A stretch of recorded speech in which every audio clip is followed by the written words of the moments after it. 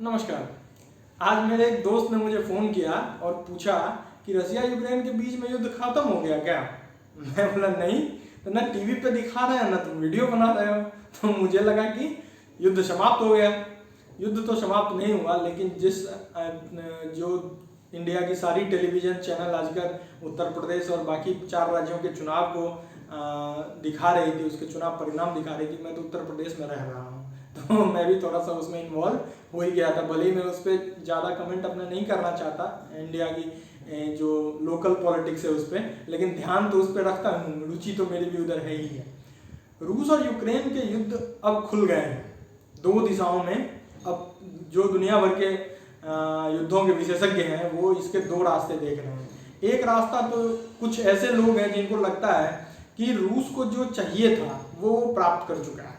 क्या रूस को एक्चुअली शुरुआत में भी हम लोगों ने बात करी थी कि रूस को क्या चाहिए था। सबसे पहला चीज चाहिए था कि ये एक्सेप्ट कर ले यूक्रेन की वो नाटो में शामिल नहीं होगा। येलेंस्की साहब ने ये बात मीडिया में आके पब्लिकली एक्सेप्ट कर लिया कि अब वो नेटो में शामिल नहीं होना चाहते। भाई नेटो उन्होंने शामिल नहीं किया, नेटो ने ही शामिल नहीं किया तो वो क्या ही होना चाहेंगे, ठीक है ना। उनका असेसमेंट गलत था, वो उन्होंने एक्सेप्ट कर लिया।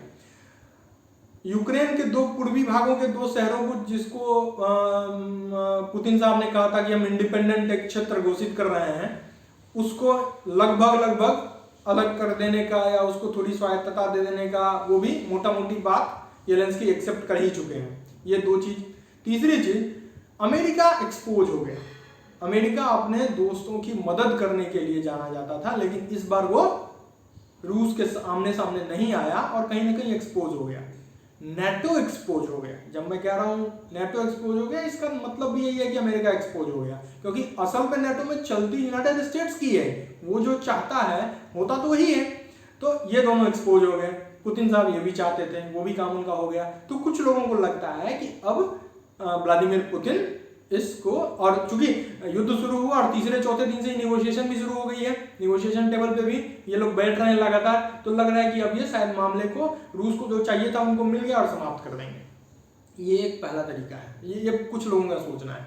दूसरे कुछ ऐसे लोग हैं जो कहते हैं कि व्लादिमीर पुतिन, जब आप सोचते हैं कि व्लादिमीर पुतिन ये नहीं करेंगे, व्लादिमीर पुतिन वही करते हैं, तो अब लोगों को लगता है कि व्लादिमीर पुतिन अब युद्ध को आगे जारी नहीं रखेंगे। कुछ लोगों का कहना है कि व्लादिमीर पुतिन जरूर युद्ध को आगे ले जाएंगे, और कुछ संकेत मिलने शुरू हो गए हैं। रसिया की तरफ से एक बयान आया कल कि यूक्रेन रासायनिक हथियार डेवलप कर रहा है और वह रासायनिक हथियारों का प्रयोग कर सकता है।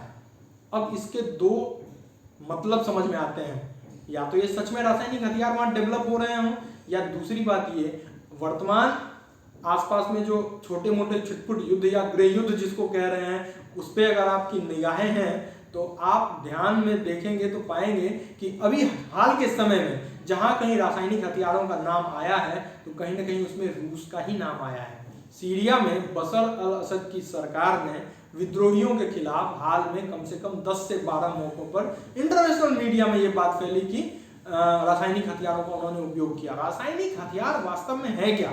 रासायनिक हथियार वो हथियार हैं जिनके प्रयोग से कहीं ना कहीं सामने वाले का मनोबल टूट जाता है, मनोवैज्ञानिक रूप से वो दबाव में आ जाते हैं और एक मास लेवल पे जनहानि होती है। तरह तरह के रासायनिक हथियार हैं, डिफरेंट टाइप के वैज्ञानिक अलग अलग टाइप के हथियारों को विकसित कर रहे हैं, जिसमें नर्व गैस जैसी खतरनाक हथियार है जिसका 0.5 मिलीग्राम किसी एक स्वस्थ व्यक्ति को समाप्त कर देने के लिए सफिशिएंट है। तो शहर के शहर बर्बाद होते हुए देखे गए हैं इसमें। तो लगता है कि जब रूस को यूक्रेन के साथ लड़ाई शुरू करनी थी तब उन्होंने कहा था हम एक विशेष सैन्य अभियान चलाएंगे। किसके लिए? क्योंकि पूर्वी यूक्रेन के लोगों पर यूक्रेन के लोगों ने मानवाधिकार का हनन किया है, उनको परेशान कर रहे हैं, उनके ऊपर युद्ध थोपा जा रहा है, इसलिए हम एक विशेष सैन्य अभियान चलाएंगे। तो वो विशेष सैन्य अभियान की स्थिति में इसलिए बड़ी धीरे धीरे आराम से ठंडे आंच पे पका रहे हैं इस युद्ध को। आप अगर रूस को देखें, रूस ने फुल फ्लेज वार नहीं किया, नहीं तो फिर रूस के पास ये मौके थे कि वो चारों तरफ से अपनी नेवी को लगाता, मिसाइल से अटैक करता, उस सब टाइप का युद्ध नहीं लड़ रहा है। ये धीमी आंच पे पका रहे हैं। कहीं ना कहीं पुतिन के दिमाग में कुछ तो चल रहा है। अब रासायनिक हथियार की चर्चा छेड़ दी, आज यूएन में उसके लिए रूस ने मीटिंग बुला ली। चूंकि आपको पता है अगर यूएन सिक्योरिटी काउंसिल का एक परमानेंट मेंबर है रूस, और जिसके पास वीटो पावर है उसने अगर बैठक बुलाई है तो बैठक आज होगी। आज देर रात तक मेरी नज़र रहेगी उस पर कि उसमें क्या बात होती है। उस पर चर्चा इसी बात को लेके है कि यूक्रेन में रासायनिक हथियार उपलब्ध हैं और यूक्रेन शायद उसका प्रयोग कर सकता है।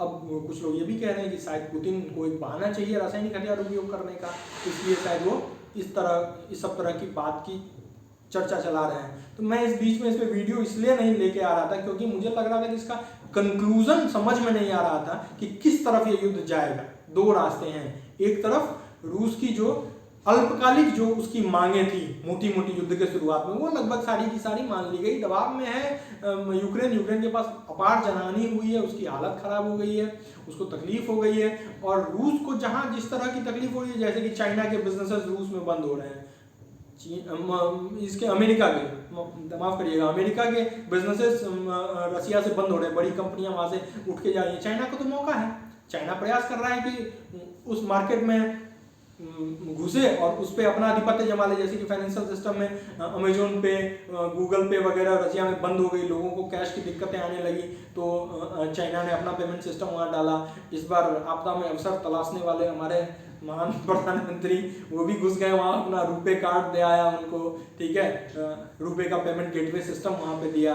उसके बाद आपका जो यूपीआई है, जो आपका इंडिजिनस डेवलप किया हुआ है, बहुत ही बेहतरीन फाइनेंशियल प्लेटफॉर्म है। इस पर एक मैं शायद सोचता हूँ किसी दिन सेपरेट वीडियो बनाऊँ कि यूपीआई कितना बेहतरीन काम किया इंडियन मार्केट में। ये आपकी नोटबंदी के बाद आया था और धीरे धीरे बहुत बड़ी चीज़ हो गई है। इससे मास्टर कार्ड, वीज़ा जैसी कंपनियों के मार्केट पे भी असर पड़ा। इसके सेपरेट वीडियो की ज़रूरत शायद पड़ेगी। तो इंडिया ने भी अपनी कुछ चीज़ें वहाँ पे डाली, कुछ ऐसी चीज़ों का एक्सपोर्ट भी इंडिया अभी उनको कर रहा है जो चीज़ें नॉर्मली वो लोग अमेरिका या यूरोप से मंगवाते थे और उन लोगों को नहीं मिल पा रहा है।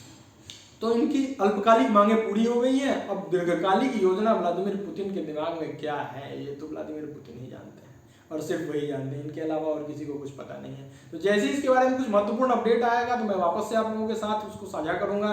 तब तक के लिए धन्यवाद। और जो लोग याद करते हैं, मुझे लगता है कि लोग वीडियो देख रहे हैं, याद कर रहे हैं, तो उन्होंने सब्सक्राइब किया ही होगा, चैनल नहीं किया तो कर लीजिए, लाइक करिए, दोस्तों के साथ बांटिए और कैसा लगा मुझे जरूर बताइए। धन्यवाद।